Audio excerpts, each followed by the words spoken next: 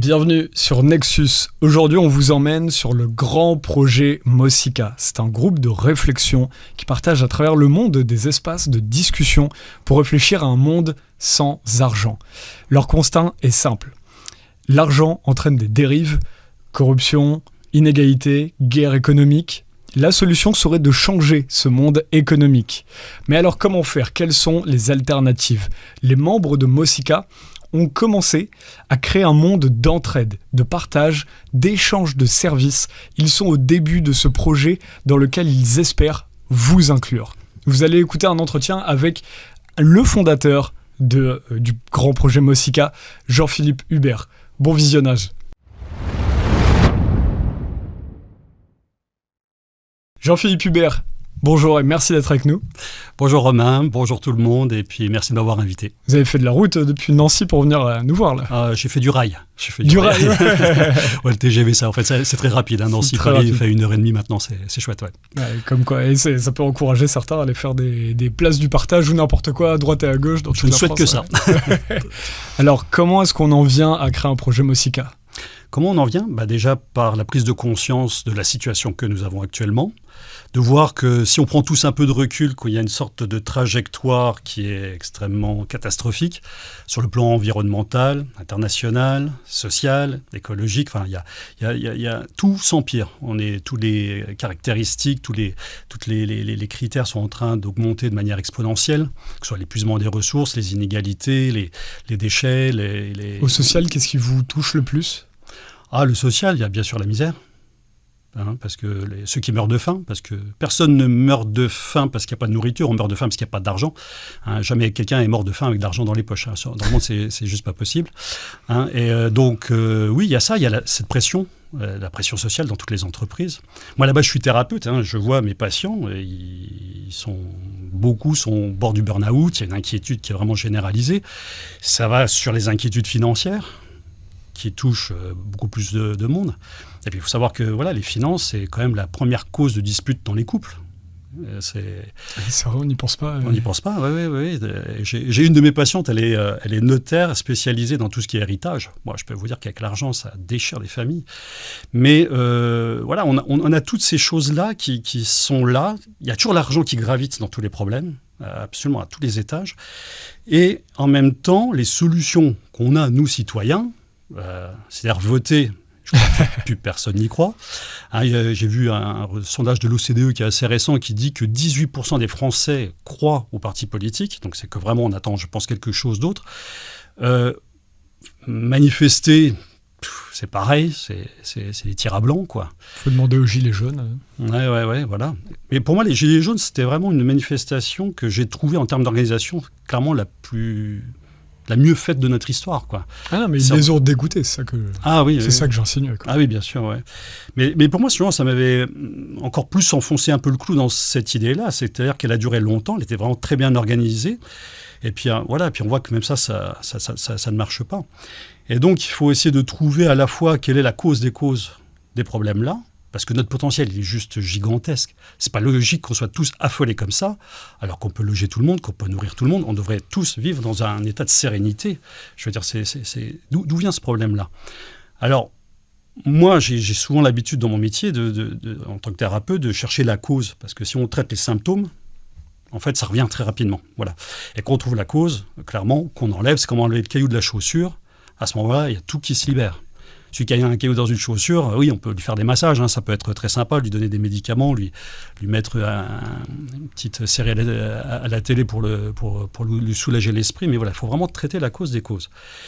Et en même temps, dans cette réflexion-là, je me suis dit, est-ce que l'argent est responsable d'une certaine partie de ce que l'on vit, ou est-ce que c'est notre façon de l'utiliser ? Et notre ressenti qu'on a tous à la base, c'est que c'est notre façon de l'utiliser. C'est qu'on a tous l'impression que l'argent, c'est qu'un outil, et ça dépend comment on l'utilise. Et c'est un truc que je vois encore, il n'y a pas si longtemps que ça, j'ai eu un analyste financier assez connu qui disait que... quelqu'un lui a posé la question, est-ce que l'argent, vous ne pensez pas que c'est un peu un problème dans notre société ?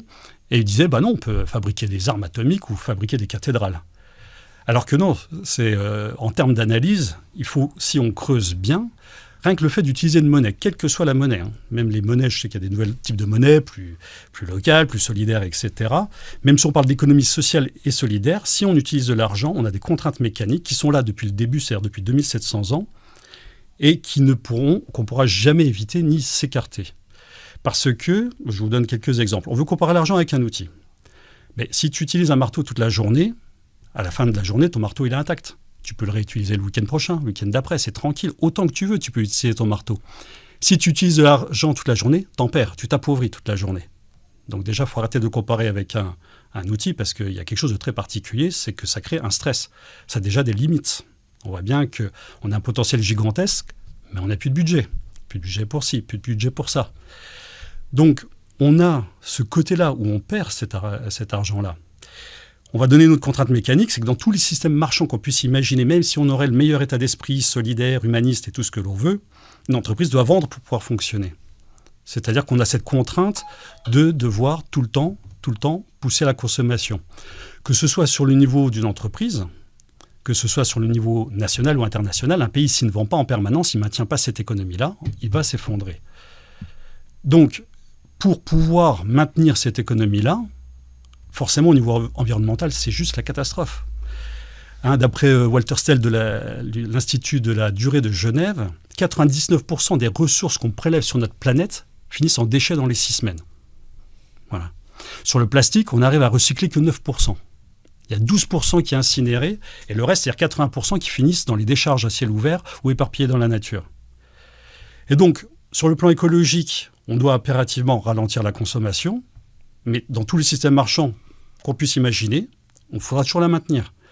Donc on a le cul entre deux chaises, à devoir choisir entre l'environnement ou l'économie marchande. Et quand on a le cul entre deux chaises, c'est qu'il y a une chaise de trop. Donc est-ce qu'on choisit le marchand ou est-ce qu'on choisit le vivant ? Bien évidemment qu'il faut que nous choisissions le vivant. Je peux vous donner une autre contrainte mécanique qui est pour moi une des plus désastreuses, c'est que dans tous les systèmes marchands qu'on puisse imaginer, il y aura toujours la guerre commerciale. Vous mettez 2 vendeurs de carottes sur le même marché, ils sont en guerre commerciale. Donc là, moi je vous invite vraiment à prendre le temps de réfléchir à la guerre commerciale. Qu'est-ce que cela impacte à la fois dans notre quotidien, dans notre organisation et sur le plan même de notre histoire. Et là, elle est devenue visible avec la guerre entre Trump et les taxes et la Chine. Là, c'est vrai qu'on l'a mis vraiment en avant. On l'a mis vraiment en avant d'un point de vue médiatique, mais pourtant, elle est toujours là. Elle a toujours été là. Elle est toujours là, elle est toujours là dans le fond.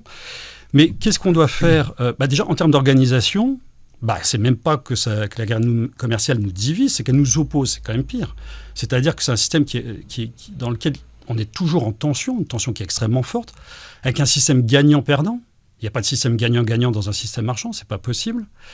Pour avoir le prix le plus compétitif, pour gagner la guerre commerciale, il faut avoir le prix le plus compétitif, généralement.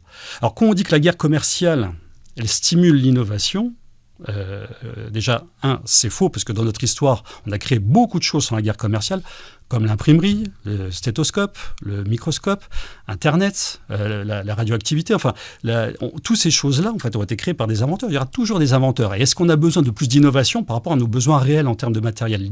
Les innovations, elles sont là, mais elles ne sont pas disponibles. Donc, on essaie de nous faire croire que c'est nécessaire à l'innovation, mais en réalité, ça pousse plutôt à la médiocrité. Parce que pour avoir le prix le plus compétitif, qu'est-ce qu'on doit faire ? C'est là quand je vous dis que les répercussions, elles sont nombreuses et très très lourdes. Il faut avoir le moins de travailleurs possible pour avoir le moins de salaire à payer possible. Vu qu'on a le moins de travailleurs possible, il faut leur mettre une pression maximum pour avoir un rendement qui soit vraiment très très fort. Ne jamais augmenter les salaires. Et c'est pour ça qu'on voit au cours de notre histoire une augmentation de la productivité et de la pression, mais une augmentation des salaires qui est quasiment nulle, quoi. Et donc on essaye de devoir battre les autres de cette manière-là et d'avoir le prix le plus compétitif, le moins cher. Et donc, ce qui est vendu le plus au monde, généralement, c'est ce qui a le moins de bonne qualité. En termes de vêtements, ce qui est le plus vendu au monde, c'est la marque Shine, qui est une catastrophe écologique, avec des mauvaises finitions, des produits qui sont toxiques. C'est vraiment la plus vendue au monde. Oui, j'ai regardé sur Internet. C'est pas celle qui fait le plus de chiffre d'affaires, puisque les prix sont très très bas. Mais il faut rappeler pour tous ceux qui... Moi, je connaissais... On en a reparlé hors micro, c'est vrai que je connaissais pas. C'est ça, c'est de la fast fashion chinoise. Voilà. Donc voilà, déjà la fast fashion occidentale, C'est déjà un sacré phénomène de société, mais là, le chinois, c'est... Ah oui. Tu mets le Made in China avec la fast fashion. Voilà, exactement. Fast fashion, c'est le fait de toujours produire, toujours plus de collections de vêtements, donc on vire plus dans... t'as la collection janvier qui remplace au bout d'un mois la collection févririe. Enfin, ça devient oui, on est de cet ordre-là. Et c'est le but, c'est vraiment des vêtements jetables. C'est ça qui est dingue. C'est-à-dire qu'à l'heure du ralentissement des ressources qui est absolument nécessaire, on fabrique ces vêtements-là. Pourquoi ? Parce qu'ils sont les moins chers possibles. Donc forcément, ils vont être le plus jetables possible par rapport aux autres. Et parce qu'il faut avoir le prix le plus compétitif. Et donc on a Shein, c'est même sur le plan social des travailleurs, hein. Je crois qu'ils travaillent 70 ou 80 heures par semaine, hein, ceux des entreprises de Shein. Voilà, et pareil, quel est l'hamburger le plus vendu au monde ? C'est un qui est qualifié des moins nutritifs d'après pas mal de nutritionnistes, c'est celui du McDonald's. Donc on voit bien que la compétition, la guerre commerciale, ça nous pousse pas, ça nous tire pas vers le haut, pas spécialement vers le haut. Donc, même tout le monde est dans un flux de tension dans la société où en fait le fait parce que même dans le journalisme, la précarité du métier, mais c'est ça dans tous les métiers en fait, on te pousse à vendre le plus et à ne pas regarder la qualité. Donc c'est une société dans l'économie actuelle, effectivement, on s'y retrouve vraiment où tu ne prends pas le temps d'essayer de vendre un produit qui a du sens. Tu essaies vraiment de vendre quelque chose qui va te rapporter de l'argent à toi personnellement. Et avec 68 millions de personnes qui font ça en France, par exemple, ça a des conséquences complètement désastreuses, en fait. C'est exactement ça. Mais c'est vrai que la guerre commerciale, c'est à tous les étages. Et tu as raison, d'un point de vue médiatique, pour pouvoir attirer les spectateurs ou les lecteurs, on va faire du sensationnel. Voilà. Et donc le sensationnel, oui, on s'écarte peut-être du sujet, de la véracité. On va vouloir faire... Le sensationnel, ce sont des choses qui sont assez négatives, un peu trash, etc. Donc oui, en fait, la guerre commerciale est à tous les étages. Et donc dans la réflexion, mais pourquoi on a la guerre commerciale ? Parce qu'à la base, naturellement, l'humain, il veut faire la guerre commerciale ? Non, c'est parce qu'à un moment, on a instauré l'argent, les économies de marché, et que du moment qu'il y a des économies de marché qui se répandent, ceux qui vendent la même chose au même endroit, ils vont se disputer le client, et donc la guerre commerciale, elle est enclenchée. Donc si on prend tous les éléments bout à bout, le fait que l'argent, on puisse le perdre, ça va nous créer déjà quelque chose qui est agressif, qui a été démontré par les sciences cognitives. C'est-à-dire qu'il y a des expériences qui ont été menées par Peter Nash de l'Open University ou par Paul Piff. Vous allez plus trouver facilement sur Internet Paul Piff, c'est PI2F, où il va vous montrer plein d'expériences, c'est hyper passionnant à regarder, hein, mais où on va voir que des personnes, simplement qu'ils ont pensé à l'argent ou touché de l'argent, pendant un exercice, je ne savais même pas quel était le but de cette étude-là, on les voit, à un moment, dans un contexte social. Un des exemples typiques, c'est ils sont en caméra cachée, ils vont croiser quelqu'un, ils pensent d'ailleurs que les expériences sont terminées, ils croisent quelqu'un qui est complice avec une pile de dossiers sous les bras et qui va faire tomber la pile de dossiers devant eux. Et généralement, ceux qui ont touché de l'argent avant vont regarder et tracer leur chemin, et ceux qui n'ont pas touché de l'argent vont spontanément l'aider. Donc rien que ça, je pense, ça doit nous alerter sur parce que c'est scientifique, vous voyez, c'est pas politisé, c'est totalement scientifique. C'est que unanimement, on n'a jamais trouvé un impact positif à l'argent. Au contraire, les conclusions sont toujours les mêmes. Hein. C'est les pertes des valeurs éthiques, la perte des valeurs morales, la perte de l'empathie et le renforcement de l'individualisme. Donc si on veut faire une société de demain un peu altruiste, a priori, il faut vraiment et chercher à sortir des rapports marchands. Alors ça me passionne vraiment ce discours-là. Là, je pense à tous nos lecteurs qui, par exemple, n'adhèrent pas à ce discours ou ne comprennent pas l'idée d'un monde sans argent. Qu'est-ce que vous leur diriez, justement, dans quel mouvement s'inscrit Mosika derrière ? À partir de ce constat-là, et on reviendra après sur l'argent. Bien sûr.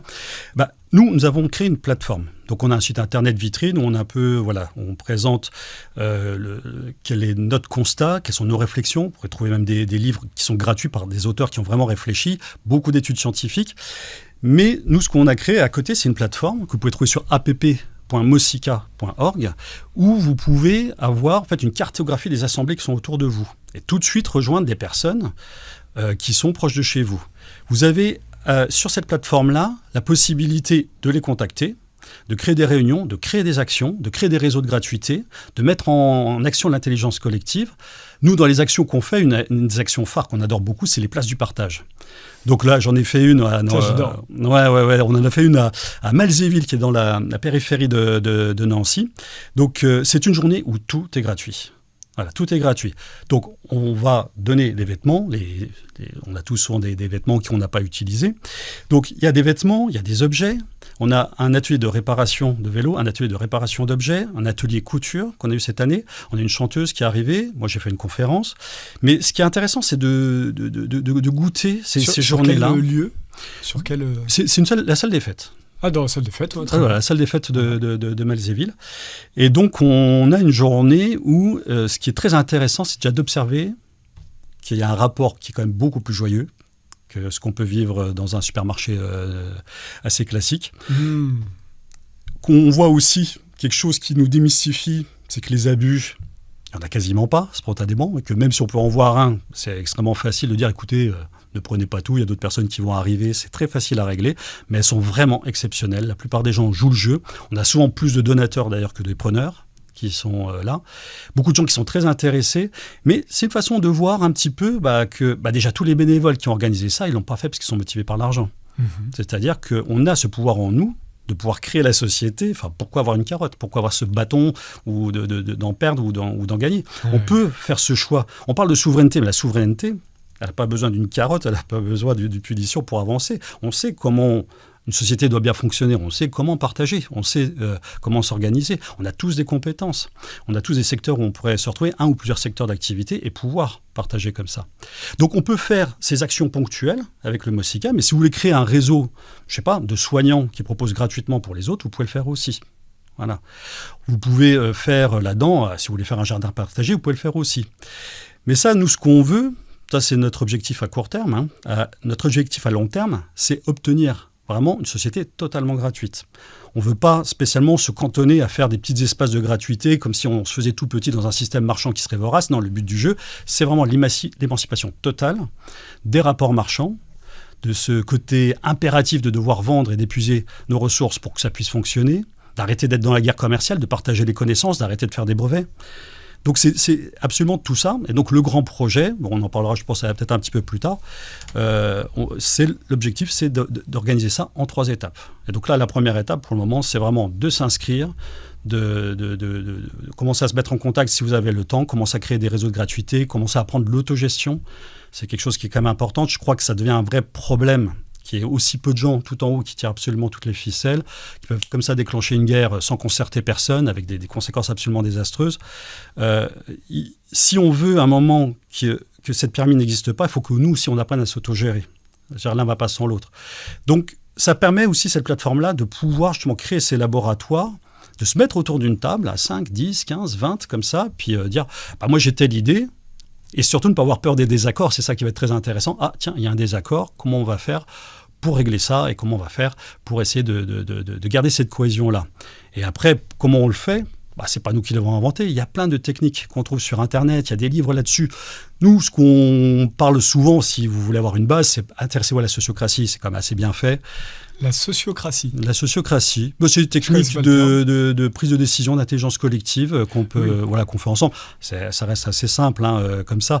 Il y a quelqu'un qui pose une idée sur la table. Déjà, on fait un petit tour de parole. Sociocratie. Voilà, mais il y a la locratie, il y a pas mal de techniques qui existent. Mais voilà, on va faire un premier tour de parole pour savoir est-ce qu'il y a des questions sur la proposition. Donc, un tour de clarification. Après, on va faire un tour d'objection. Et le but du jeu, c'est pas de trouver le consensus, mais le consentement. C'est-à-dire que tout le monde déjà soit entendu, ce qui est très très important, mais surtout que l'objection, il faut réussir à la lever, c'est-à-dire que la personne en arrive à trouver peut-être le compromis qui conviendrait le mieux à tout le monde. On est dans quoi là ? C'est des petits espaces de discussion là ? C'est des espaces de discussion et de prise de décision. D'accord, ouais. D'accord. Vous créez des moments c'est des petits rendez-vous comme ça, voilà. Des rendez-vous comme ça. C'est des réunions d'assemblée, votre assemblée locale. Oui, d'accord. Vous êtes autonome. L'autonomie est un des points centraux du Mosica, puisque Mosica, c'est Mouvement pour une civilisation consciente et autonome. C'est-à-dire que nous, on veut de l'autonomie, on propose de l'autonomie à tous les étages. C'est-à-dire que vous pouvez avoir des assemblées de quartier, Vous n'avez pas à vous concerter avec le quartier d'à côté pour un truc qui ne concerne que vous. Et pareil au niveau de la ville. Hein. Nous, dans l'ODG, ce qu'on appelle l'ODG, c'est notre modèle de prise de décision démocratique et autonome, donc qui veut dire organisation dynamique globale, parce qu'elle peut être tout le temps en mouvement, tout le temps bouger, tout le temps évolutive. C'est que chaque assemblée est autonome. Donc on a 5 niveaux de prise de décision. On a d'abord les décisions qui pourraient concerner que son quartier, la commune, les communautés de communes, sur le plan national et international. Mais ce n'est pas une pyramide, c'est une pyramide qui est totalement inversée, c'est-à-dire qu'on est... c'est le terme exact, c'est la subsidiarité. Voilà. C'est-à-dire qu'on prend... Les décisions se font au-dessus que quand c'est nécessaire. Donc c'est-à-dire que quand ça concerne les 2-3 quartiers, donc c'est à ce niveau-là qu'on va faire une assemblée supérieure. Donc la communauté de communes, c'est quand ça concerne peut-être les forêts qui sont entre ou les routes entre différentes communes. Voilà. Et le but du jeu, c'est pas de prendre des décisions pour tout le monde, mais c'est de faire remonter les initiatives de tout le monde, de pouvoir avoir un groupe peut-être tiré au sort pour essayer de tirer les meilleures propositions et après peut-être refaire voter à la fin en disant voilà, on vous propose, c'est vos idées. On peut faire le plan A, le plan B ou le plan C, on fait un vote, et puis après les gens, par exemple, peuvent revoter derrière. Et donc on voit des villes comme Kingersheim, qui est toujours, je pense, animé par le maire qui s'appelle Joe Spiegel, où lui ne prend part à aucune décision. C'est-à-dire que ce sont les habitants de Kingersheim qui prennent part aux décisions, ils poussent tout le temps à la démocratie, il est extrêmement passionnant. Et vous avez, je crois, une assemblée typique, si je ne dis pas de bêtises, vous avez 10 spécialistes, 20 parties prenantes et 20 personnes qui sont externes à ça. Et c'est comme ça qu'ils vont prendre des décisions. Si vous voulez mandater quelqu'un parce que vous vous dites qu'il est très bon pour piloter une activité, une action, un groupe, etc., il n'y a pas de souci. Vous pouvez donner un pouvoir à quelqu'un. En sociocratie, ça se fait. Mais par contre, vous déterminez comment vous pouvez lui enlever ce pouvoir-là. C'est-à-dire que s'il n'a pas bien son rôle, etc. Donc on peut inscrire le référendum d'initiative citoyenne propre à Étienne Chouard, c'est-à-dire que de toute façon, si on veut donner du pouvoir à quelqu'un, il faut pouvoir lui enlever par référendum de toute façon, dans tous les cas. Donc l'organisation dynamique globale, c'est ce but du jeu, c'est d'avoir une souveraineté de prise de décision dans un système qui soit de nature non marchande. Et ça, les gens peuvent trouver où les prochaines dates des places de partage et de ces assemblées, de ces discussions Alors, si vous allez sur la plateforme, vous allez tomber sur un tableau de bord, vous allez avoir un petit encadré avec les assemblées proches de chez vous et un autre encadré où vous aurez les actions près de chez vous. Si vous êtes inscrit depuis pas mal de temps, il y a les derniers messages, vous avez un tableau de bord, vous tombez normalement directement dessus. Ouais, même vous avez aussi, donc il y a APP, donc ça c'est l'application. C'est l'application. Mais il y a aussi un site internet où dessus on a aussi des catégories agir, etc. Ah oui, il y a la carte aussi, voilà, sur mosica.org. Oui, exactement. Ok, intéressant. C'est bravo, hein, c'est passionnant comme sujet, effectivement, d'aller à la racine du mal. On reconnaît bien le thérapeute derrière qui veut trouver la racine du problème. Moi, j'ai l'impression, des fois, dans l'argent, pour avoir pas mal creusé la question, que le déterminant n'est pas toujours le moyen, pour pas dire l'outil, comme vous avez dit tout à l'heure, pas forcément le moyen qui va faire même la guerre économique. C'est finalement, j'ai l'impression, et quel regard portez-vous sur ce que je vais dire ? Parce que souvent, c'est en fait la valeur que le pouvoir... On est tenté de dire la valeur qu'on donne à quelque chose, mais non, c'est la valeur que le pouvoir donne aujourd'hui, quel prix on donne à une tomate, à quel point on valorise le travail d'un agriculteur, à quel point on valorise le travail, par exemple, d'un bénévole, d'une association. Aujourd'hui, le travail associatif n'est pas du tout valorisé, alors que le travail d'un trader l'est, alors qu'il ne crée rien pour la société. Effectivement, depuis que les traders ont pris du pouvoir, la population a perdu en pouvoir d'achat et la société perd. Par contre, les comptes offshore explosent. Enfin, il y a un mix-mag de sujets passionnants à regarder là-dessus quand on regarde les flux de société. Mais aujourd'hui, c'est intéressant parce que même si on arrivait même si on arrivait demain dans une société sans argent, comme vous dites, et que l'entraide était dirigée par l'État, parce qu'aujourd'hui, on a parlé de la responsabilité des gens, de la population. C'est-à-dire qu'aujourd'hui, si on a une population qui laisse le pouvoir déterminer le prix des légumes des agriculteurs, la valeur des associations, derrière, on n'a jamais un prix qui est décidé ou une valeur qui est décidée par l'être humain. Puisque même dans un monde d'entraide, votre travail à Mosica aurait une valeur, j'imagine, par rapport à un créateur, un artisan qui va créer un objet particulier. Voilà, c'est... Qui crée la valeur, c'est ça qui est aussi intéressant dans la société, pas que le moyen comme l'argent. À vrai dire, il y a deux choses qui sont, je trouve, assez incohérentes et un peu folles avec l'histoire de la valeur. C'est déjà que la valeur est en lien avec la rareté. C'est déjà comme quelque chose qui a pour moi un contresens. C'est typiquement un truc qui a été décidé par les puissants.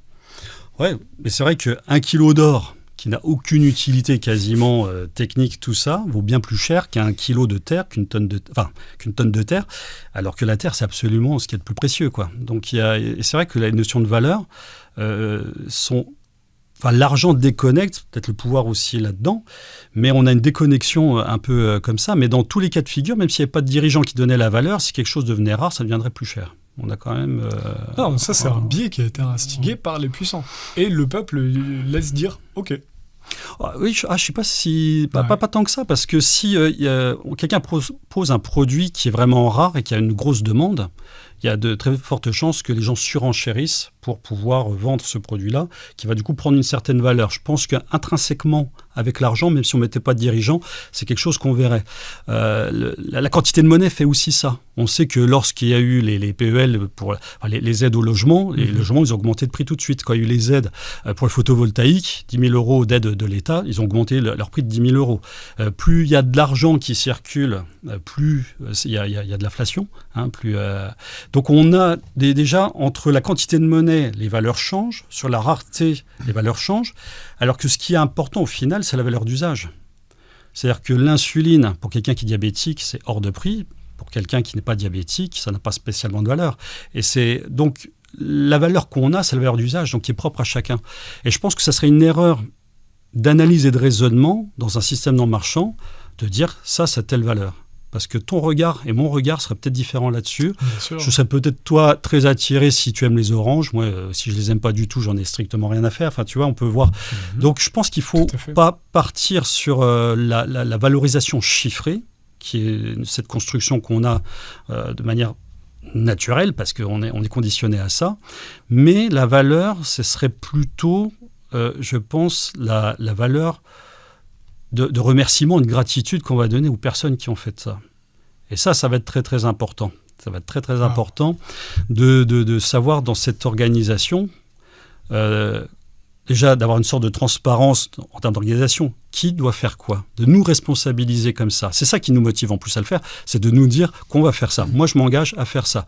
Moi, je veux bien travailler dans tel secteur. Je veux bien être dans l'alimentation. Moi, je veux bien être dans la santé.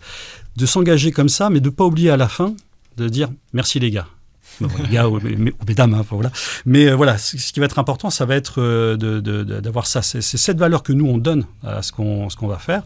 Et effectivement, après, je ne sais pas si ça... Je sors de la question, tu n'hésites pas à me dire. Ah non, c'est pas mais c'est vrai qu'on se dit, mais comment on fait pour les choses qui sont rares? Donc, nous, ce qu'on a, et qu'on voit sur le site, dans les principes d'organisation, il y a deux cas de figure. Soit on a quelque chose qui est extrêmement répandu, abondant, ou quelque chose qui soit nécessaire. La règle d'or, c'est on le partage. D'accord? L'alimentation, voilà, c'est indispensable pour tout le monde, il faut absolument qu'on le partage. C'est-à-dire que si avec le réchauffement climatique, les récoltes sont moindres, pas de panique, c'est pas le premier qui se jette chez le maraîcher, non, on partage, personne ne mourra de faim, on mangera tous un peu moins pendant la période-là, en espérant qu'après, de toute façon, que les choses puissent s'améliorer. Donc, on a ces choses indispensables, les choses très très abondantes, c'est pas très compliqué en termes d'organisation. Maintenant, qu'est-ce qu'on fait pour quelque chose qui est rare? Donc, prenons le cas des logements. Un logement se libère dans une ville, plutôt un beau logement. À qui l'attribuer? Nous, ce qu'on propose, c'est déjà de voir qui est intéressé, d'avoir donc des dossiers. Tiens, on a 20 dossiers qui sont intéressés par ça. Une fois encore, le cœur de cette organisation, c'est l'ODG, l'Organisation de Dynamique Globale. Donc, c'est-à-dire qu'il y a une assemblée qui va décider de réfléchir à comment l'attribuer de la manière la plus optimale. Et vous allez voir que normalement, c'est quand même beaucoup plus performant que ce qu'on fait aujourd'hui. C'est-à-dire qu'on ne va pas le donner au plus offrant, on va réfléchir, par exemple, au plus utile. C'est-à-dire que si c'est un studio avec juste une chambre, on ne va pas le donner à une famille, on va peut-être le donner à un étudiant. Par contre, si on a, une maison avec 3 chambres, on ne va pas le donner à un célibataire. Donc déjà, on a une répartition plus optimale des ressources. Ensuite, ce qu'on peut faire, c'est au plus écologique. C'est-à-dire que l'infirmière qui doit prendre un trajet tous les matins pour aller à l'hôpital, qui est assez loin.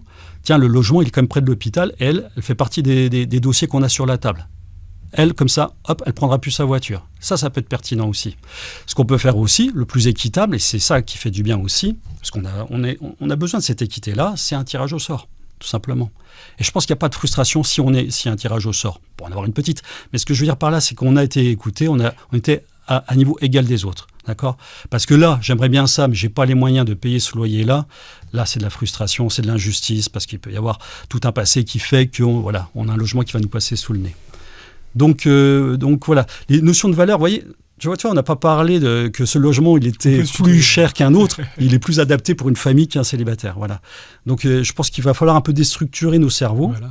Voilà. Mais c'était là où c'est intéressant, parce que c'est la question que je posais, se rejoindre là-dessus, c'est que comment est-ce qu'on arrive à redéfinir ces prix-là sans laisser le pouvoir remettre la main dessus ? Puisque là, c'est le pouvoir qui a laissé le capitalisme s'instiguer et la population l'a laissé faire, a laissé mettre la rareté comme valeur presque absolue et la population l'a laissé faire. Donc comment est-ce qu'on en vient demain à un monde, est-ce que c'est l'argent le problème ou en fait qu'on laisse le pouvoir dicter nos vies ? Alors justement, dans le gros projet, pour nous, la dernière étape du grand projet, il n'y a pas de dirigeant. Ah oui, donc voilà. c'est un grand élément qu'on n'a pas dit. C'est un grand élément qu'on n'a pas dit. Le but de notre plateforme, c'est justement commencer à travailler cette autogestion, commencer à savoir prendre des décisions ensemble, commencer par une toute petite action, mais trouver, on n'est pas d'accord sur le jour, etc. Vous redéfinissez le pouvoir. Bien sûr. Quand on parle de souveraineté, il faut absolument que nous prenions... On est quand même les premiers concernés, c'est à nous de prendre les décisions de ce qui nous concerne, surtout en termes des secteurs d'activité. Je trouve ça totalement débile qu'il y a des personnes qui sont très très loin de nos entreprises et qui vont décider comment vous devez bien organiser. Vous voyez, donc non, il faut absolument que tout soit le plus local possible. C'est ça qui est important parce que ce sera plus optimal. C'est même pas une question d'être contre les dirigeants, de les diaboliser, c'est que simplement les personnes qui sont concernées sont les plus à même de trouver, parce qu'ils sont sur le terrain, ce qui est le plus juste. Donc la première étape, c'est justement de commencer à la fois de fédérer. Le but du jeu, dans le grand projet, la première étape, c'est l'étape de rassemblement. Ça veut tout dire. Hein. C'est-à-dire que les personnes s'inscrivent, commencent, pour ceux qui peuvent, qui ont le temps, parce qu'on sait qu'il y a des personnes qui ont un emploi du temps extrêmement chargé, mais de ceux qui peuvent, commencer à créer des petites assemblées. De toute façon, dans un monde non marchand, on ne va pas mettre, sur une commune de 3000 habitants, les 3000 autour d'une table en train de discuter. Mais il faut que dans toutes les communes, on ait quand même 15, 20 personnes, 30 personnes, avec cet état d'esprit, qui ne sont pas là pour diriger les autres, mais pour prendre les informations, pour prendre des initiatives, les idées, les problématiques aussi qui peuvent être remontées de tous les quartiers, et essayer d'en discuter pour trouver la meilleure solution. Donc la première étape, c'est la précurseur des deux étapes suivantes. La deuxième, mais c'est quand on atteindra une masse critique de personnes. Mais donc là, sur la première étape, c'est déjà aller aux conseils municipaux ou dans des conseils locaux pour réfléchir à la ville. Ça, c'est déjà quelque chose où tu n'as même pas 10% de la population qui fait ça aujourd'hui, je pense. Oui, c'est à peu près l'équivalent. Mais nous, ce qu'on propose, c'est pas d'aller dans les conseils municipaux. Hein, ça peut être... Non, mais de refaire des conseils locaux, quoi. Ouais, excuse-moi, j'ai pas compris. Exactement. C'est exactement ça. C'est tellement nouveau, c'est normal qu'on... Même quand on est là, on n'est pas l'un contre l'autre. Parce que si tu parles avec quelqu'un qui n'est pas d'accord avec cette idée... Même là, ensemble, c'est dur on a tous nos interprétations de qu'est-ce que dit Jean-Philippe, qu'est-ce que dit Romain. Bien sûr. C'est intéressant. Et puis dans tout ce qui est projection, c'est vrai qu'on est sur des choses qui demandent un effort d'imagination. Donc c'est vrai que c'est très particulier. Et ce qui est important, c'est-à-dire qu'il faut vraiment qu'on réfléchisse sur des choses qu'on n'a pas encore faites, sur des choses qui sont nouvelles. Et donc oui, c'est ça. Ça revient à des conseils municipaux, des conseils... Mais en plus, là encore, on n'a rien inventé. Moi, je sais qu'à Nancy, il y a 11 quartiers et la mairie a organisé des assemblées de quartiers qui commencent à monter. Enfin, il y a même le système normal est en train déjà de faire quelque chose qui nous amène cette souveraineté, cette organisation-là. En tout cas, par certains endroits. Et donc, le but, c'est d'obtenir un seuil critique. Donc, c'est-à-dire lorsqu'on sentira qu'on est suffisamment nombreux sur un territoire qui aurait pas mal de ressources, là, à ce moment-là, on pourra basculer. Mais on ne va pas basculer du jour au lendemain, à l'aveugle. C'est la deuxième étape, c'est l'étape de préparation.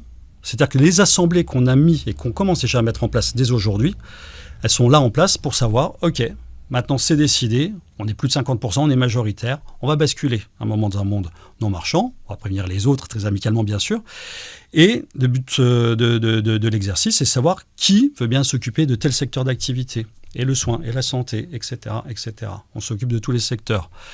Qui veut s'occuper du secteur-là? Ah, il n'y a personne. Comment on s'organise? Nous, ce qu'on propose, parce qu'il y a des secteurs qui sont moins attirants, hein, bien évidemment, c'est qu'on y mette un peu tous les mains à la pâte. Ce qui fait que pour quelque chose qui est extrêmement lourd, extrêmement difficile, où c'est toujours les mêmes personnes aujourd'hui qui font ces tâches-là, le faire à tour de rôle, à la fois, c'est beaucoup plus équitable, donc ça apporte du lien social, ça apporte de l'apaisement social, et en plus, si on se partage un effort qui est compliqué et qu'on se le divise, par effort individuel, ça représente quasiment plus rien, mais on pense que ça sera certainement plus très très compliqué. Et donc la troisième étape, c'est lorsque tout est prêt, tranquillement, on passe dans l'étape de la bascule, simultanément, un jour, décidé ensemble, on arrête de choisir, on arrête d'utiliser les moyens de paiement. Donc, qu'on dit sans argent, c'est pas que la monnaie, les billets de banque, tout ça, c'est pas d'argent numérique non plus, bien sûr. On bascule, mais on sait que chaque secteur sera assuré dans toutes les villes, partout, etc. Voilà, c'est ça le grand projet. Donc ça ressemblerait plus à le schéma du Brexit. C'est-à-dire qu'on attend qu'il y ait une majorité. Et lorsqu'il y a la majorité, il a fallu quelques années pour le mettre en place. Nous, c'est ce qu'on propose. Hein. Alors, c'est vrai que les gens ils se posent la question, tu t'es peut-être posé la question, oui, mais pourquoi vous voulez faire en 3 étapes? Pourquoi pas petit à petit de plus en plus de gratuité? C'est parce que, structurellement parlant, il y a un moment où on va toucher un plafond de verre. C'est-à-dire qu'effectivement, on pouvait mettre en lien des coiffeurs qui peuvent faire des coiffures gratuitement aujourd'hui. Il y a des soignants qui peuvent soigner gratuitement aujourd'hui. Les vêtements, c'est pas nous qui les produisons, on les redonne.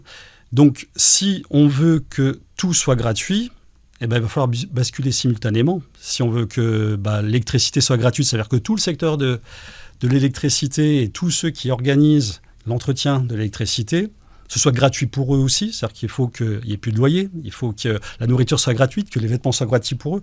Donc il y a obligatoirement, et je pense que c'est la situation qui nous oblige un peu à ça, à devoir le faire massivement le même jour, mais de manière préparée. Ah oui, donc vous y allez étape par étape, au moment où vous avez atteint les piliers, là vous descendez dans les profondeurs de la gratuité. Donc finalement, c'est une sorte de troc des services. Non.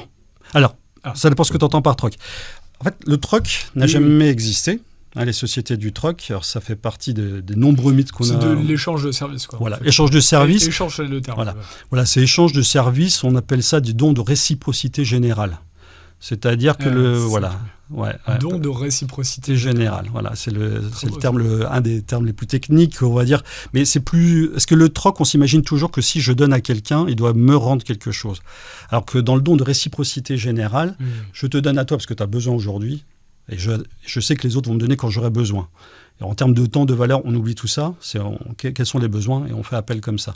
Donc effectivement, c'est de l'échange, mais qui est différé dans le temps et géographiquement, c'est pas forcément la même personne qui va apporter. Moi, j'utilisais le terme générique que tout le monde connaît. Oui, t'as raison. Mais le don de réciprocité générale, ça, effectivement, c'est quelque chose qui sera intéressant à utiliser dans le futur. J'espère que ça va se développer. Oui. Mais il y a des réseaux qui fonctionnent comme ça. Enfin, nous, on fonctionne comme ça. On n'est pas...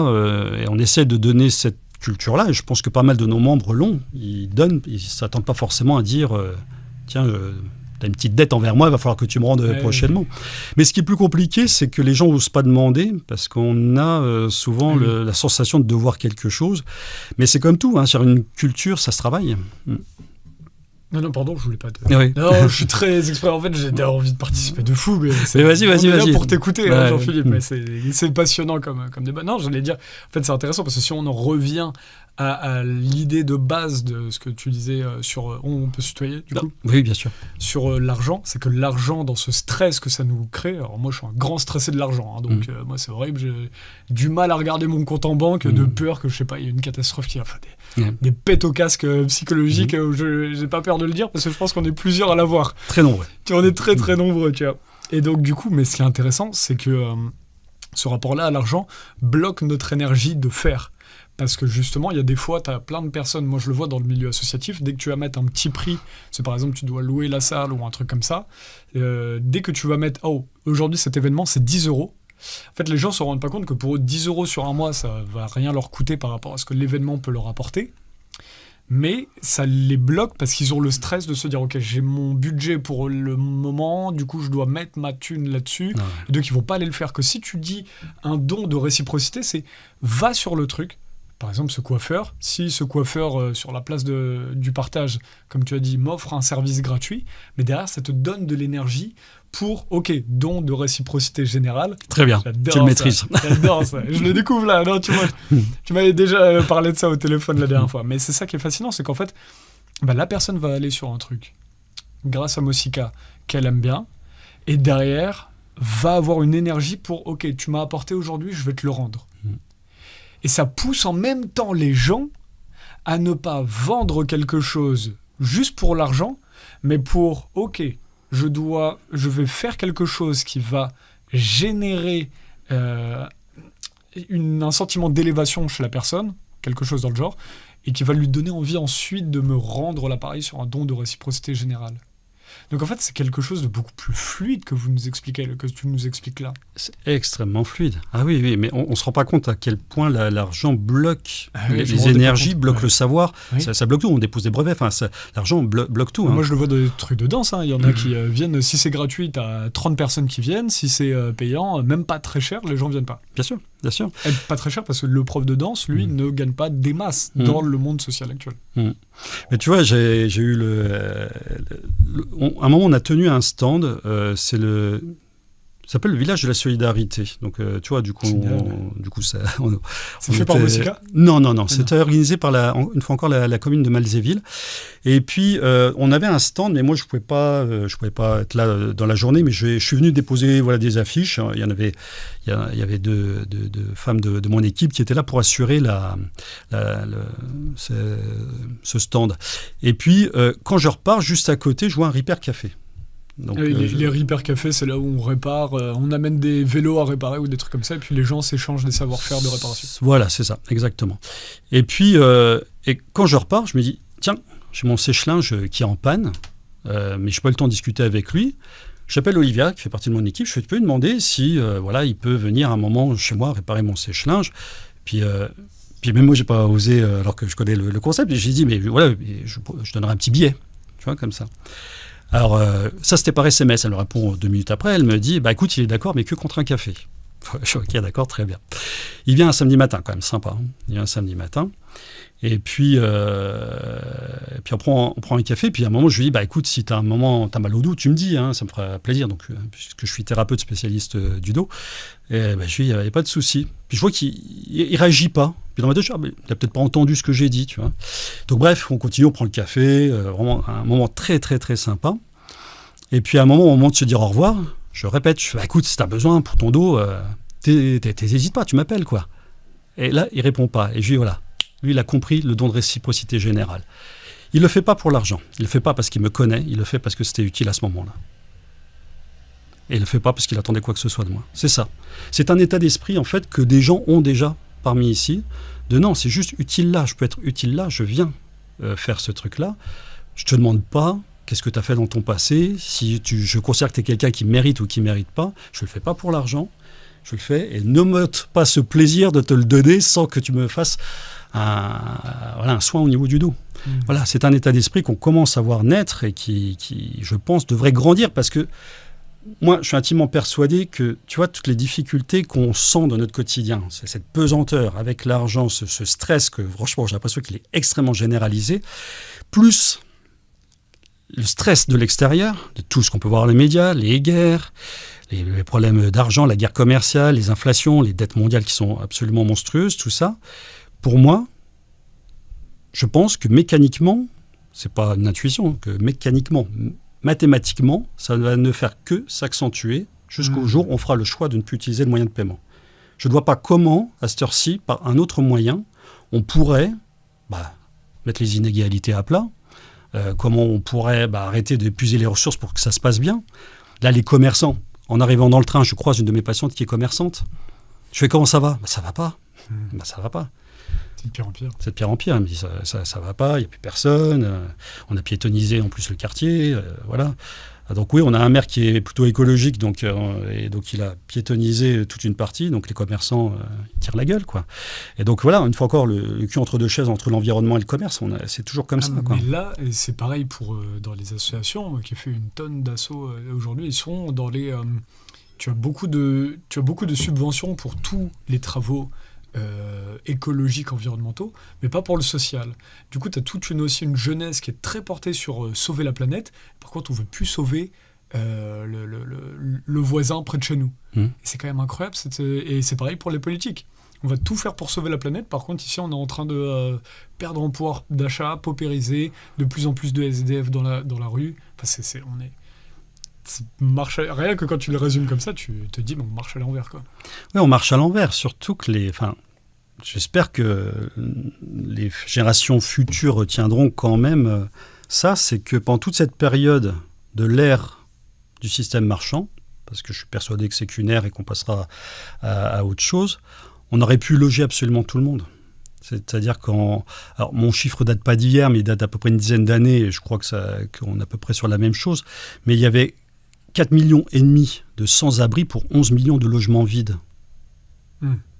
C'est-à-dire qu'on pouvait tous les loger toutes les nuits, de tous les hivers depuis très longtemps. C'était possible. La nourriture, c'est la même chose. On jette 40% de la nourriture. Voilà. Enfin, parce qu'il y a ce rapport financier là-dessus. Bien sûr. C'est-à-dire qu'on a aujourd'hui, il y a des tonnes d'exemples qui vous donnent raison aujourd'hui, c'est-à-dire qui te donnent raison aujourd'hui.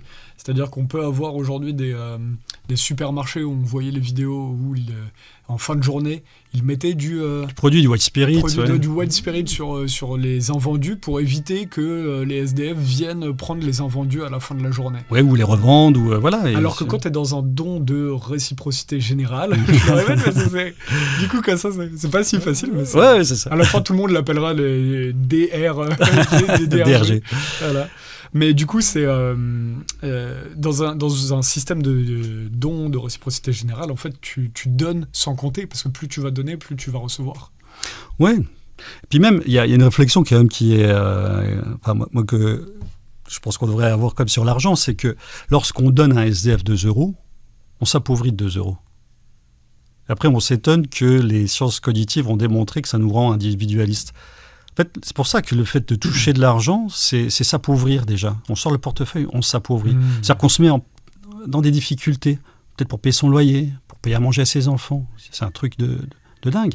Après, les gens se disent, oui, mais pourquoi on n'aurait pas tous, 10 000 € qui tombent tous les mois, l'économie marcherait bien, mais si on noie dans une masse monétaire, l'argent n'a strictement plus de valeur. Donc il y a dans les contraintes mécaniques dont je n'ai pas parlé, c'est qu'il faut absolument qu'il y ait une rareté relative de la monnaie. C'est-à-dire que voilà, si on n'a pas du tout, ça ne peut pas fonctionner. S'il n'y a que 10 personnes sur un groupe de 10 000 qui ont de l'argent, on ne peut pas avoir un système monétaire. Par contre, si on est noyé dedans, il ne peut pas fonctionner. Il faut trouver le juste milieu. Et la comparaison vaut ce qu'elle vaut, mais c'est un peu comme une chaussette, c'est-à-dire que si elle est trop large, elle ne tient pas, si elle est trop serrée, tu ne peux pas la mettre. Mais c'est vraiment quelque chose un peu comme ça. Mais qu'est-ce qu'on appelle le côté un peu serré ? C'est qu'il faut un lit de misère. Toujours. Et tu regarderas dans toutes, même les 30 Glorieuses, j'ai cherché ça sur Internet, est-ce qu'il y avait encore un peu de misère dans les 30 Glorieuses ? Oui, il faut toujours un peu. Parce que si ce n'est pas suffisamment rare, ça n'a pas de valeur. Donc qu'est-ce que c'est que la rareté ? Ça veut dire qu'il faut qu'on n'en ait pas beaucoup, il faut que la plupart des gens n'en aient pas beaucoup, sinon on ne courrait pas après, quoi. Donc t'imagines, quand on dit l'argent facilite les échanges, il faut arrêter d'associer argent avec facilité. C'est d'une complexité qui est sans nom et qui monte crescendo. Devoir battre des concurrents tout le temps, vendant en permanence et essayer de gérer les ressources qui s'amenuisent de plus en plus, avec des inégalités qui montent et du pouvoir qui est en train de monter comme ça. C'est d'une complexité à rendre fou. Tu es dans une compétition, tu es contre tes concurrents, tous les matins. Pour que toi tu gagnes, il faut que l'autre perde. Pour que toi tu gagnes, il faut que l'autre perde. C'est exactement ça. Moi, ce que je me dis toujours, moi je fais partie des ostéopathes qui étaient installés avant que le titre soit légiféré. Donc depuis qu'il est légiféré en 2013, il y a beaucoup plus d'ostéopathes, je ne sais pas si vous avez remarqué un peu dans les rues, mais c'est vrai qu'un jeune ostéopathe qui s'installe, je veux dire, à cette heure-ci, c'est un métier qui est absolument passionnant, extrêmement efficace.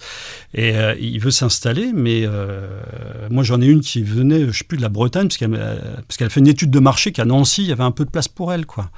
Alors que dans un système non marchand, plus il y a de monde qui vient, moins les ostéopathes travaillent.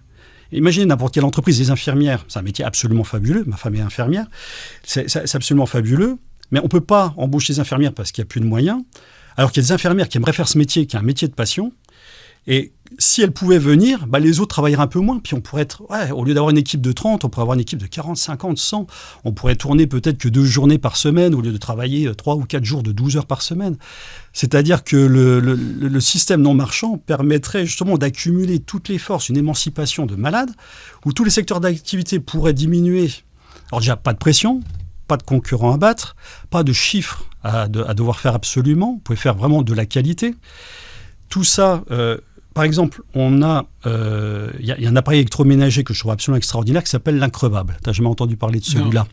C'est un jeune français, ingénieur, qui, suite à un sujet de fin d'études, décide de créer l'appareil d'électroménager le plus durable possible. C'est un lave-linge qui s'appelle l'increvable, ça porte bien son nom, qui est fait pour durer 50 ans. Pas d'obsolescence programmée. C'est l'anti-obsolescence programmée au maximum, vraiment au maximum. C'est-à-dire que s'il y a une pièce qui est défectueuse, c'est pas du tout compliqué, parce que là aussi, dans les entreprises, ils réfléchissent à ce qu'on puisse pas réparer nous-mêmes. C'est-à-dire que s'il y a une pièce, elle est absolument collée sur tout un ensemble de pièces, on doit absolument changer tout. Donc qui le dis-tu ? À qui le dis-tu ? Et donc, on peut absolument tout réparer soi-même avec un petit tuto, c'est extrêmement simple et il est évolutif. C'est-à-dire que si telle partie, on trouve un truc qui est encore meilleur en termes de durabilité ou écologiquement, on peut remplacer la pièce par une nouvelle pièce qui sera encore plus efficace. Bon, tu as compris l'état d'esprit. Allez tous sur le site, sur Internet, et vous tapez l'increvable. Et vous verrez en haut, à droite, un petit onglet, c'est l'historique. 2016, projet de fin d'études. Telle année, il passe sur les grandes chaînes. Telle année, pendant 1 an, il est exposé à la Cité des sciences et de l'industrie. Après, il va même à Las Vegas. Et c'est marqué janvier 2020. Le projet est suspendu, faute de partenaires commercial, financiers et industriels permettant son développement et sa commercialisation. Donc, je ne sais pas si vous imaginez, ça veut dire qu'on sait créer des appareils d'électroménager qui durent 50 ans, les brevets prennent la poussière, que personne ne peut créer ça, et j'ai bien peut créer. On ne peut pas en vouloir aux industriels de ne pas le faire. S'ils font ça, non seulement ils coulent la concurrence, mais ils se coulent eux-mêmes. C'est-à-dire que pendant 50 ans, on ne crée plus d'appareils d'électroménager. Donc j'ai calculé à peu près sur 15 ans ce qu'on économiserait. Déjà en temps, c'est 10 fois moins de temps, puisque ça dure 10 fois plus longtemps. Donc imaginez, tous ceux qui travaillent dans les entreprises, 10 fois moins de temps de travail pour la même chose. C'est-à-dire qu'on a tous un appareil d'électroménager, quand même. En termes de tonnes, je crois de tonnes d'acier, on est sur les 68 millions de tonnes d'acier économisées sur 10 ans, 22 millions de tonnes de plastique qui vont être économisées, 3,4 tonnes, le chiffre n'est pas forcément exact, d'appareils électroniques d'économiser, pour un truc qu'on sait faire, mais que le système marchand ne nous permet pas de faire. Donc je ne sais pas si vous imaginez un peu la réorganisation que nous on imagine au Mosica, c'est quand même, ça paraît idyllique, je comprends, et ça l'est peut-être, vraiment. Mais c'est passionnant. Il faut s'autoriser à penser le monde d'aujourd'hui, parce que s'autoriser ça, c'est déjà aussi se re-responsabiliser. Parce qu'aujourd'hui, on a tellement été éduqués à lâcher tout ça, donner votre argent aux banques, ils vont gérer votre argent et vous n'aurez pas à le faire. On laisse le pouvoir en général dicter notre vie. Et là, ce qui me plaît beaucoup dans ce que vous faites, c'est de dire, mais venez, au moins on commence déjà la première phase, c'est se réapprendre les uns les autres à se responsabiliser. Et là, après, on va recréer des systèmes d'énergie. C'est ce qui me plaît beaucoup, c'est justement quand on parlait de ces flux de liberté ou de ces flux d'échange. C'est qu'en fait, tout de suite, tu reprends la main sur ton rythme profond humain. Et là, tu fais tout l'inverse de la société actuelle. Mais passionnant. Écoutez, on suivra de très près l'évolution de Mosica. On arrive vers la fin de l'entretien. C'était vraiment... j'espère qu'on en refera d'autres dans le futur avec grand plaisir. Là, je pense que déjà, là, il y a une bonne dose de charge mentale. Oui. Il y a beaucoup d'infos, ouais, mais il faudrait qu'on en fasse... avec même des réactions du public, etc. Parce que ça va tellement loin et les gens ont du mal à avoir ce côté, cette vision sur la société. Là, on sent qu'il y a vraiment une vision de société différente et ça me plaît beaucoup puisqu'aujourd'hui, il faut qu'on repense le système actuel. Il faut arrêter de dire ça n'existe pas et ça n'existera jamais. Non, justement, la pensée est créatrice. Donc, c'est heureusement qu'il y a des gens comme vous ici. C'est quoi le village donc, parlons de ce qui se fait là sur le terrain à partir de Mosica. Malzéville, c'était là où vous dites qu'il y a beaucoup de villages de solidarité, etc. aussi. Alors eux, ils organisent un village de la solidarité, et qui font ça depuis pas mal de temps. Malzéville. À Malzéville, dans le 54. Nous, on organise des places de partage. On en a D'habitude, c'est une par an. Là, on en fait 2. On en refait une le 29 novembre. Donc, dans le village de solidarité, ils font des lieux de partage, des places de partage? Non, c'est un truc, c'est un événement à part. C'est un événement à part. Hein, les villages de la solidarité, ça concerne absolument toutes les associations malzévilloises. Ah oui, d'accord. Je crois qu'il y en a peut-être une quarantaine. Et puis pour une petite ville, c'est. Oui. Oui, ils sont actifs à Malzéville. Hein. Bah oui, pas mal. Oui, je crois qu'ils ont 6700 habitants, mais si je dis pas de bêtises. Hein, mais 6000 militants, d'accord. Incroyable. Ouais, mais c'est lui qui est vraiment sympa. Vraiment, le maire est super. Enfin, toute l'équipe de la mairie. Une vraie énergie là-bas. Ouais, je trouve. Il y a un truc. Moi, j'aime beaucoup. Ouais. On ira faire un reportage. Oui, vous pouvez carrément. Et nous, on organise donc, à part ça, c'est vraiment le Mosika, en lien avec d'autres associations, puisqu'on a un Repair Café, l'atelier couture, c'est une femme qui a un magasin de couture. On a une association qui s'appelle Amazon de gratuité, donc c'est A plus loin, Ma plus loin, zone de gratuité. Et ils ont pris un peu le même logo. Eux, par contre, sont tous les mercredis sur le marché de Malzéville, où ils redonnent des vêtements, où on peut ramener des objets, des vêtements, tout ça. Ils sont actifs tous les mercredis sur le marché.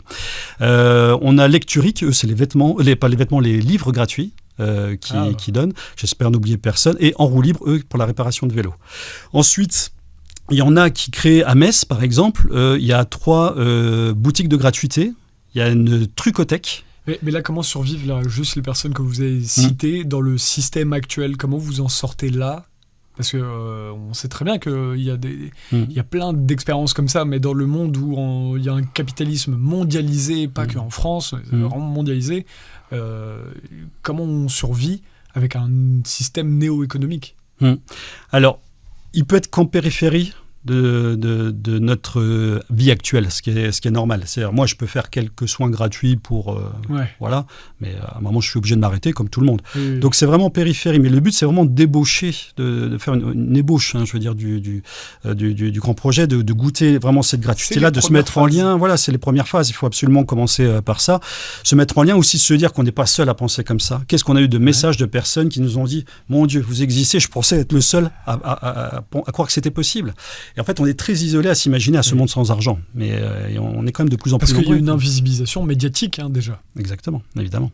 Oui, on ne valorise pas ce qui est gratuit, on valorise ce qui rapporte de l'argent, évidemment. Et on valorise ceux qui arrivent à rapporter le plus d'argent. On valorise les success stories. Et en même temps, le but du jeu, c'est pas non plus d'avoir une sorte de gratuité freinée, parce qu'on ne veut pas non plus avoir... on prend l'exemple, comment dire, imaginons qu'on arrive à trouver 15 coiffeurs à la retraite qui font des coupes de cheveux gratuitement. On ne veut pas que ça nuise à ceux qui sont dans le système marchand. Donc le but du jeu, c'est pas de pousser la gratuité au maximum, mais c'est d'être en lien, déjà vraiment d'être en lien, d'apprendre à s'autogérer, d'être là si l'autre il a une difficulté. Des places du partage, c'est quand même pas mal. Nous, on fait toujours dans les places du partage une sorte d'exposition. On a des grandes affiches où on explique des questions que tout le monde se pose. Si c'est gratuit, est-ce que les gens ne risquent pas d'en prendre trop ? Sans salaire, saurions-nous motivés à travailler ? Donc ça, c'est d'ailleurs des choses que j'aimerais bien répondre pendant cet entretien. Mais voilà, donc on essaie d'expliquer toutes ces questions-là, tous ces blocages psychologiques. On fait des expositions. Donc c'est un moyen aussi, pas que de récupérer des vêtements gratuitement ou donner de la seconde main sur un plan écologique, c'est aussi d'informer qu'on existe, d'informer que ce système-là existe. Donc le but du jeu des places du partage, c'est pas que goûter la gratuité, c'est d'essayer, voilà, de donner peut-être des petits flyers, de faire une petite table ronde, un petit, voilà, ou une conférence, hein, si les membres s'en sentent, voilà,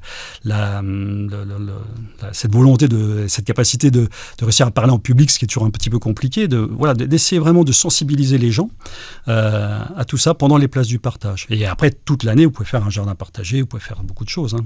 C'est génial. Hein. Et ça t'a dit quelque chose d'intéressant, c'est aujourd'hui, dans un monde où les gens n'ont pas forcément la notion de la valeur d'une chose, comment est-ce je parlais de l'exemple de quelqu'un qui était parti vivre, essayer de faire maraîcher, reconversion professionnelle, et puis qui en fait a arrêté quand quelqu'un lui a acheté 50 kilos de patates pour 5 euros, ou je sais plus combien, quoi. Il s'est dit, mais parce que ça n'avait plus aucun sens de je mets prix libre, mais les gens n'ont aucune conscience de ce que ça doit me rapporter normalement.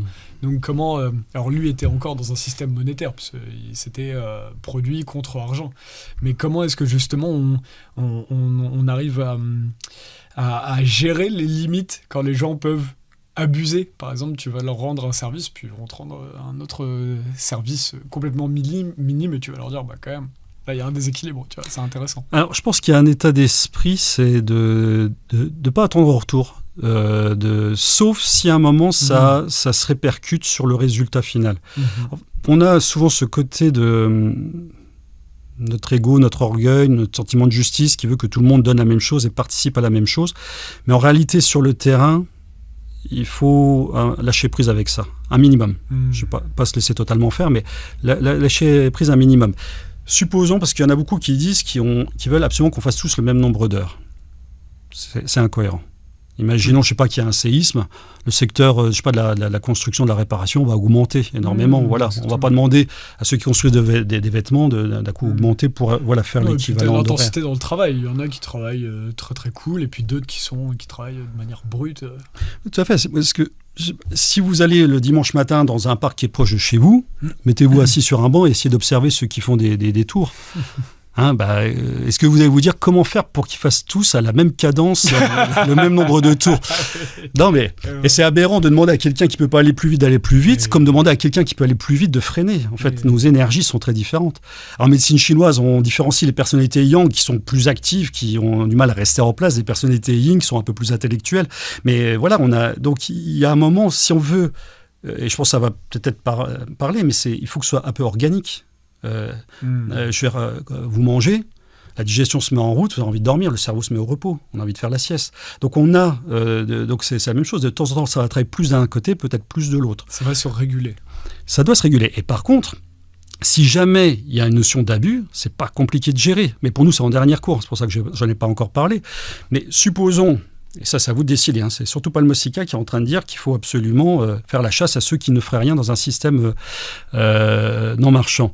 Mais s'il y a un groupe assez important qui ne font rien et que vraiment ça vous agace, vous pouvez toujours dire, écoutez les gars, il n'y a pas de souci, mais là on va prendre une décision, c'est qu'on va produire que pour ceux qui participent. Je veux dire qu'ils vont tout de suite participer. Mais le but du jeu, c'est pas d'essayer de créer une forme de menace, c'est de créer de l'enthousiasme. Et déjà, pour avoir de l'enthousiasme, il ne faut pas avoir de pression de chiffre, il ne faut pas avoir de pression de salaire. Ce qu'il faut savoir et qui peut peut-être rassurer les gens par rapport à cette histoire de cette question de oui, mais sans salaire, est-ce qu'on serait motivé? Toutes les études qu'on peut trouver montrent clairement que oui. Je vais vous en citer 3. La première, c'est une étude qui a été menée à Göteborg sur 295 grands gagnants du loto, qui n'ont pas du tout besoin de travailler pendant X générations. 88% continuent leur job. Voilà, par exemple. Une autre étude qui est c'est American Psychology Association, c'est sur 22 000 personnes. Ils disent que si on avait un peu plus de temps libre, on aurait une croissance de notre bien-être, de notre bonheur. Mais à partir de 5 heures de temps libre, ça commence à rediminuer comme ça. Une autre étude sur 6 000 personnes ont montré que ceux qui avaient 7 heures de temps libre par jour étaient moins productifs, moins enthousiastes et plus stressés que ceux qui avaient que 3 heures et demie. C'est-à-dire que l'humain a vraiment besoin de s'occuper. Vraiment, vraiment besoin de s'occuper. Le besoin d'être utile aux autres, cher à Abraham Maslow, c'est le besoin de cohésion sociale. De toute façon, on voit, si on a une idée qui sort du lot, on n'ose même pas trop la sortir à table. J'ai décidé d'être végane, j'ai décidé de ceci, j'ai décidé d'être cela. De faire MOSICA. Oui, c'est des trucs qu'il faut assumer absolument aujourd'hui, quelles que soient nos particularités, nos singularités. C'est extrêmement important de pouvoir les dire, sinon elles ne peuvent pas... Voilà, enfin, le but du jeu, ce n'est pas forcément de convertir. Mais c'est de proposer. De proposer, exactement. De proposer, de laisser germer ou pas la graine. Mais si vous préférez continuer dans un système mortifère pour vous, libre à vous, c'est votre responsabilité, il n'y a pas de souci. Mais laissez-nous rêver. C'est exactement ça. Et c'est vrai que Je disais quoi? Pas de souci. Tu disais qu'il fallait oser assumer des idées différentes, etc. Oui, il faut absolument... Tu disais ce qui était cher à Abraham Maslow. Oui, parce qu'en fait, on est en quête de cohésion sociale. C'est pour ça qu'on a du mal à sortir du lot, on a peur d'être rejeté par les autres. Et c'est ce qui rendrait le truc, à mon avis, très très compliqué, c'est dans un système marchand, essayer à un moment de vous projeter, vous dire, tiens, allez, c'est pas marchand, moi je vais juste rien faire et prendre aux autres. Est-ce que vraiment, ils vont continuer à me donner très longtemps? Vous voyez, donc en fait, on a ces forces-là qui sont très importantes. On peut rajouter qu'on a l'image de soi.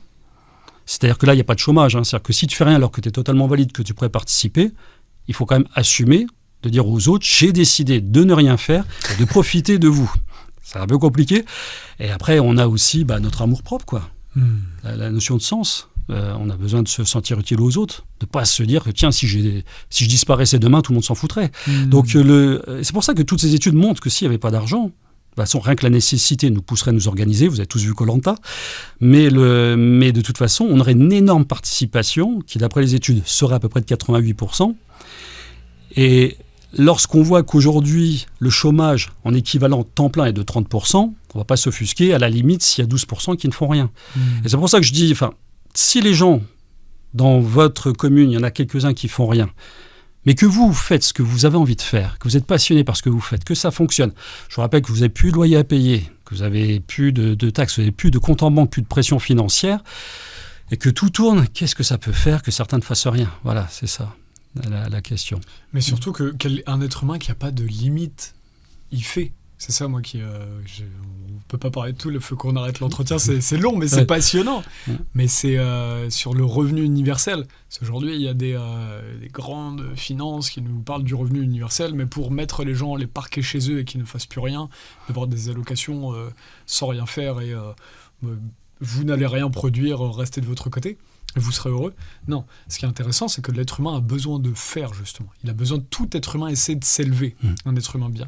Par contre, aujourd'hui, on est dans un monde qui a tellement de barrières. Dès que tu veux créer, tu dois attendre d'avoir le bon papier administratif, l'autorisation de tel endroit, de trucs. En fait, tout est fait pour bloquer nos énergies aujourd'hui dans la société. Dès que tu veux juste faire un village solidaire ou n'importe quoi, tu ne disposes pas des lieux, tu dois demander ça. Le lieu peut t'interdire si tu es trop... complotiste, tu vois ce que je veux dire. C'est un monde de dingue qu'on a aujourd'hui où on peut pas juste essayer de créer des choses en fonction de ce qu'on a envie. Et donc c'est ça qui fait que les gens sont démotivés. Mais demain, tu leur donnes effectivement, moi je crois largement le revenu universel, tu leur donnes suffisamment d'argent pour vivre dans la société.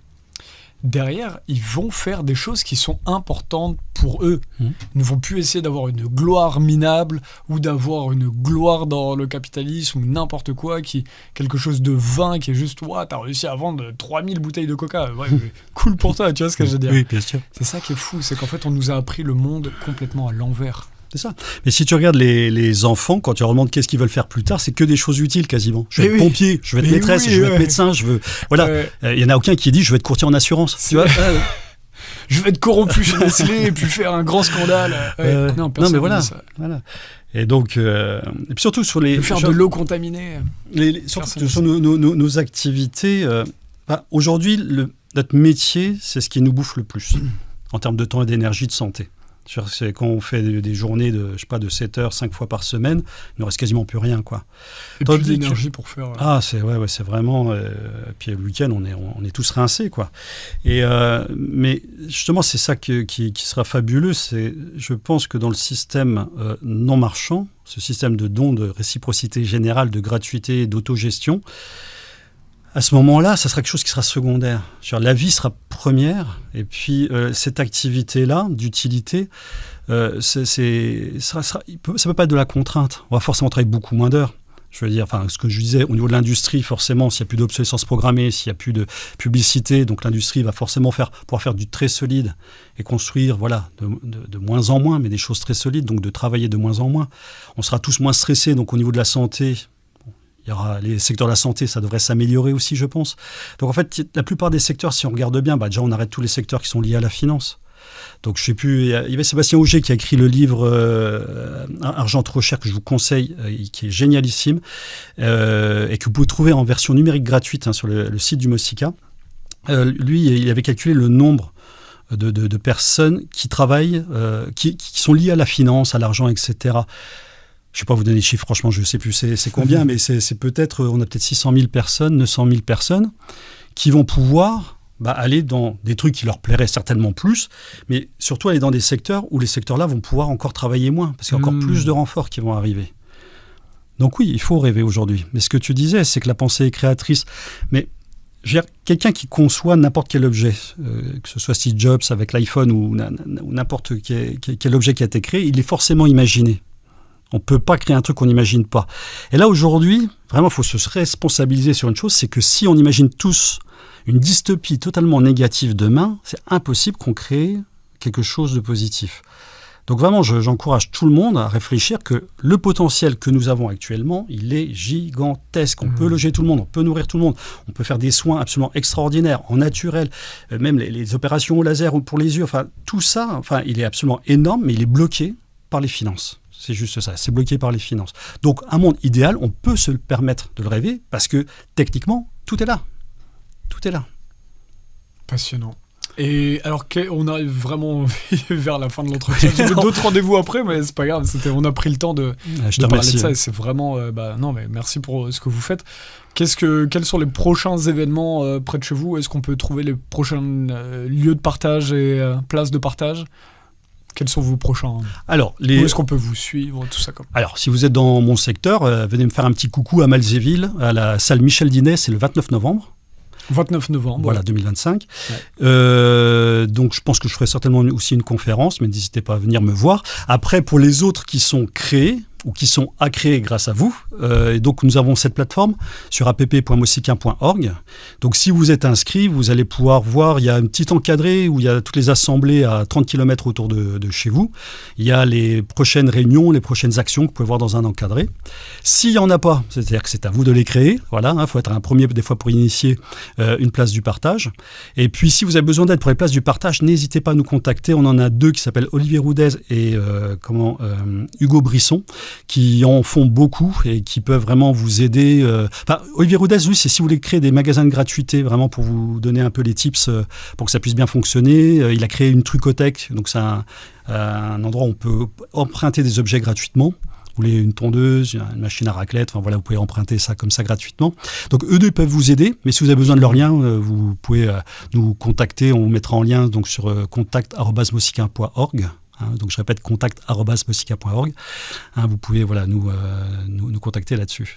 Et vous faites, si quelqu'un dit, moi j'ai de l'énergie, j'ai du temps, je crois dans ce que vous faites, mais je sais pas comment m'y prendre, vous faites aussi du guidage ou de l'organisation pour...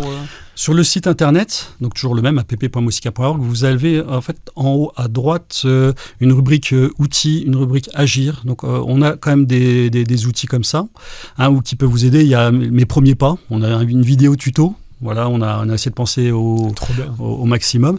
Mais sinon, nous, notre équipe, elle est extrêmement motivée. Donc, n'hésitez pas à nous contacter si vous avez des difficultés. On essaiera, bien sûr, de vous guider au mieux.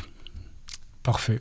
C'était passionnant de parler de ça. Jean-Philippe Hubert, merci d'être passé dans nos locaux. Merci à toi, Romain. Merci pour l'invitation. C'est vraiment chouette parce que ça nous donne un véritable coup de pouce. Comme tu disais tout à l'heure, on médiatise assez peu les actions qui rapportent rien. Et nous, c'est notre spécialité de rien rapporter. Oui. Mais les gens n'ont pas l'habitude en fait, d'être dans des circuits de gratuité. Du coup, c'est déjà culturellement quelque chose qui... faut prendre le temps, c'est la phase même 0 par rapport aux 3 phases dont tu avais parlé. Exactement. Passionnant. On espère, on viendra vous voir s'il y a une place de partage ou un truc, on essaiera de venir sur Nancy ou à Malzéville, avec grand plaisir. Un plaisir partagé. Vous pouvez donc suivre sur mosica.org. Merci d'avoir regardé la vidéo. N'hésitez pas à la partager. Le dernier Nexus est en kiosque, le numéro 159. Et vous pouvez la voir aussi sur nexus.fr. J'en profite pour vous dire qu'il y a un café des possibles, si cette vidéo est diffusée avant le 12 juillet. On l'a tourné, là on est fin juin. Le café des possibles, venez, c'est un café associatif où justement on peut parler de toutes ces initiatives-là tous ensemble. Ce sera dans le 13e arrondissement. Il y a toutes les informations sur nexus.fr. Et les 25 ans de Nexus sur les fêtes au théâtre du Gymnase, c'est le 5 septembre. N'hésitez pas à prendre vos places dès maintenant. Pareil, toutes les informations sont sur notre site internet nexus.fr. À bientôt. Au revoir, Jean-Philippe. Au revoir, Romain. Merci à tous.